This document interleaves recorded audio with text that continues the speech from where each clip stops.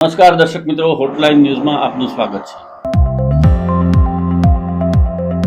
હવામાનમાં થઈ રહેલા ફેરફારને કારણે આજે, આવતીકાલે અને પરમ દિવસે એટલે કે 3 દિવસ સુધી ઉત્તર ગુજરાત અને સૌરાષ્ટ્રની અંદર ભારેથી અતિભારે વરસાદ પડવાની સંભાવના છે। આ કમોસમી વરસાદને કારણે ખેડૂતોને વ્યાપક પ્રમાણમાં નુકસાન થવાની પણ શક્યતા છે। સાથે સાથે સરકારી તંત્ર દ્વારા માછીમારોને આગામી 2 દિવસ સુધી દરિયો ન ખેડવા માટેની સૂચના આપવામાં આવી છે।